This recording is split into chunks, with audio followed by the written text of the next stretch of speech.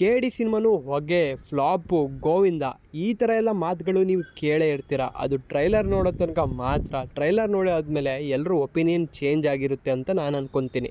ಯಾಕಪ್ಪ ಅಂದರೆ ನಾನು ಹಾಗೆ ಅಂದ್ಕೊಂಡಿದ್ದೆ, ಆದರೆ ನನ್ನ ಒಪಿನಿಯನ್ನು ಚೇಂಜ್ ಆಗಿದೆ. ಓವರ್ ಎಕ್ಸಾಜುರೇಟೆಡ್ ಮಾಡಿ ಹೇಳ್ತಿಲ್ಲ, ಅನ್ಸಿದ್ದು ಹೇಳ್ತಾ ಇದ್ದೀನಿ. ಟ್ರೈಲರ್ ಅಂತೂ ತುಂಬಾ ಅದ್ಭುತವಾಗಿ ಕಟ್ ಮಾಡಿದ್ದಾರೆ. ಪ್ರತಿಯೊಂದೊಂದು ಫ್ರೇಮ್ ಕೂಡ ಅದ್ಭುತ. ನಮ್ಮ ವಿಲಿಯಂ ಡೇವಿಡ್ ಅವರ ಇದು ಕೈ ಚಳಕ.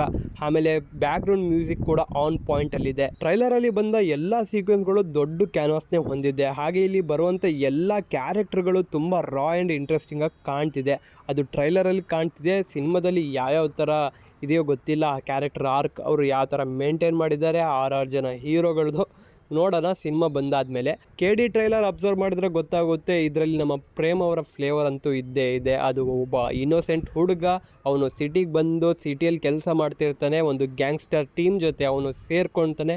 ಹಾಗೆ ಅಲ್ಲಿ ಯಾವ ಥರ ಕಾನ್ಫ್ಲಿಕ್ಟ್ ನಡೆಯುತ್ತೆ, ಅವನು ಹೇಗೆ ಗ್ಯಾಂಗ್ಸ್ಟರ್ ಆಗ್ತಾನೆ, ಇನ್ನೋಸೆಂಟಿಂದ ಗ್ಯಾಂಗ್ಸ್ಟರ್ ಅನ್ನೋದೇ ಇದ್ರ ಒಂದು ಟೋಟಲ್ ಹೋಲ್ ಪಾಯಿಂಟ್ ಆಗಿರುತ್ತೆ.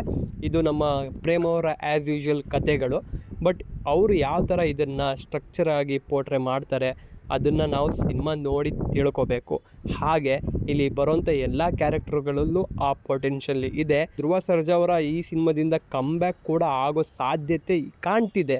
ಬಟ್ ಸ್ಟೋರಿ ಮ್ಯಾಟ್ರ್ ಆಗುತ್ತೆ ಲಾಸ್ಟಿಗೆ. ಜಾಸ್ತಿ ಈ ಟ್ರೈಲರ್ ಮೇಲೆ ನಂಬಲೂಬಾರ್ದು.